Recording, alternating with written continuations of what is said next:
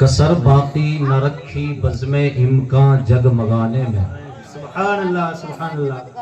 کسر باقی نہ رکھی بزم امکان جگمگانے میں، عرب میں چاند نکلا چاندنی پھیلی زمانے میں. سبحان اللہ سبحان اللہ. ہم کو کسی شے کی تمنا ہی نہیں زمانے میں، بے شک بے شک. ہم کو کسی شے کی تمنا ہی نہیں زمانے میں، مدینہ لکھ دیا جائے ہمارے آب و دانے میں. سبحان اللہ سبحان اللہ. ہیرا کی غار سے شمع نبوت کی کرن پھوٹی، ہیرا کی غار سے شمع نبوت کی کرن پھوٹی، اجالا ہی اجالا ہو گیا ہر سو زمانے میں. سبحان اللہ سبحان اللہ. جہاں تاریک تھا ظلمت قدا تھا سخت کالا، بے شک بے شک. جہاں تاریک تھا ظلمت قدا تھا سخت کالا تھا، کوئی پردے سے کیا نکلا کہ گھر گھر میں اجالا تھا. سبحان اللہ سبحان اللہ. میں سیدھا مطلب پہ آتا ہوں. میرے بھائی کروڑوں کی تعداد میں مسلمان ہیں.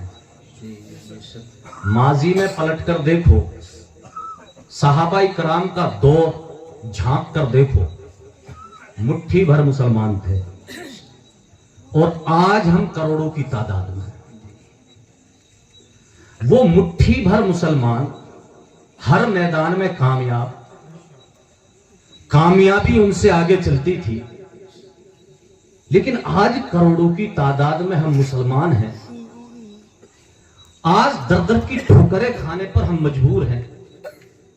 آج کبھی مدرسوں کو لے کر ہمیں ٹارگیٹ کیا جاتا ہے، کبھی مسجدوں کے نام پر ٹارگیٹ کیا جاتا ہے، کبھی نماز پڑھنے کے نام پر ٹارگیٹ کیا جاتا ہے. جدھر مسلمان نکلتا ہے نام پتہ چلتے لوگ برا بھلا بولتے ہیں. میرے بھائی ذرا سوچو تو صحیح، آج ہمارے پاس تعداد کی کمی نہیں ہے، مال و دولت کی کمی نہیں ہے، ترقی کی کمی نہیں ہے. اگر ترقی کی کمی تھی، تعداد کی کمی تھی، تو صحابہ کرام کے پاس تھی کہ وہ مٹھی بھر تھے، لیکن جس میدان میں جاتے تھے کامیاب و کامران ہوتے تھے. اور صحابی رسول جس گلی سے نکل جاتا تھا، جس علاقے سے نکل جاتا تھا، لوگ چہرہ دیکھ کر کلمہ پڑھ کر مسلمان ہو جاتے. وجہ کبھی آپ نے دل پہ ہاتھ رکھ کے سوچنا اور غور کرنا، وجہ کیا تھی کہ وہ تھوڑے ہو کر کامیاب اور ہم زیادہ ہو کر ناکامیاب کیوں؟ نماز وہ بھی پڑھتے تھے، نماز ہم بھی پڑھتے ہیں، تبلیغ وہ بھی کرتے تھے، تبلیغ ہم بھی کرتے ہیں، لیکن فرق کیا ہے؟ وجہ کیا ہے؟ تو قسم خدا کی آپ اس نتیجے پہ پہنچو گے کہ جو قوم اپنے نبی کو بھول جائے، جس قوم کو یہ پتا نہیں کہ ہمارا نبی کب پیدا ہوا، جو قوم میلاد النبی کو بدعت اور شرک کہے، جو جلوس محمدی کو غلط کہے، وہ قوم کب کامیاب ہو سکتی ہے؟ آپ خود اندازہ لگائیں. وہ صحابہ تھے کہ اپنے آقا کے نام پر دولت تو دولت اپنے سروں کو کٹاتے ہوئے نظر آتے تھے.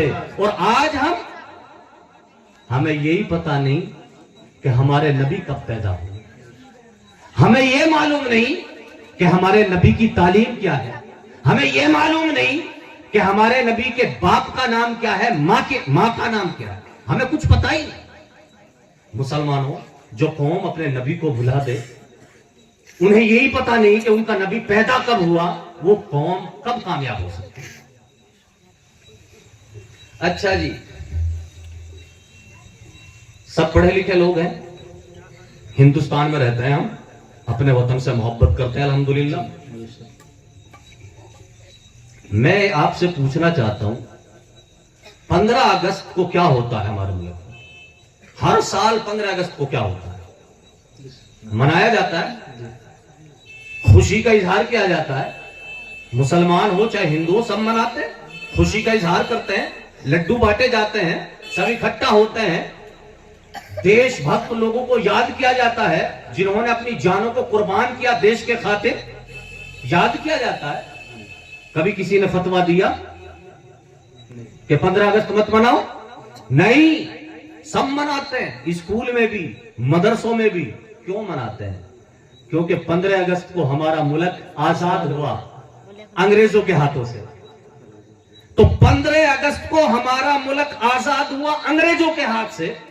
तो आज जब भी 15 अगस्त आता है तो सब लोग मिलकर 15 अगस्त मनाते हैं, खुशी का इजहार करते हैं। वो दिन हम हिंदुस्तानियों के लिए बड़ा अहम दिन है। मेरे मुसलमान भाइयों, मुझे कह लेने दो, जब 15 अगस्त का दिन, जिस दिन हम अंग्रेजों के हाथों से आजाद हुए, वो दिन हमारे लिए अहम हो सकता है, वो दिन यादगार हो सकता है, उस दिन हम खुशी मना सकते हैं। तो जिस दिन पूरी दुनिया कुफर और शिरक से आजाद हुई, सुभान अल्लाह, नारे तकबीर, नारे रिसालत, इश्क मोहब्बत, मसलक आला हजरत, सुभान अल्लाह। जिस दिन वो हस्ती आई कि जिनकी वजह से पूरी दुनिया कुफर और शिरक से आजाद हुई, बेशक जिनके सदके में ये दुनिया, ये जमीन, ये आसमां बनाया गया, जिनके सदके में हम सबको ये वजूद मिला, जब वो दिन आता है तो वो दिन खुशी का क्यों करनी हो सकता है? बेशक वो दिन हमारे लिए अहम क्यों नहीं हो सकता है? मैं आपसे जवाब तलब करता हूं, अपने दिल पर हाथ रख के सोचो, फिर ये गलत कैसे हो सकता है? जब 15 अगस्त अगर मनाए तो देश से वफादारी, जो ना मनाए देश का गद्दार है। तो मेरे नबी का दिन आए, जो मनाए वो नबी का वफादार है, जो ना मनाए वो गद्दार नबी है, और जो गद्दार नबी है उसका ठिकाना जहन्नम के सिवा कहीं नहीं।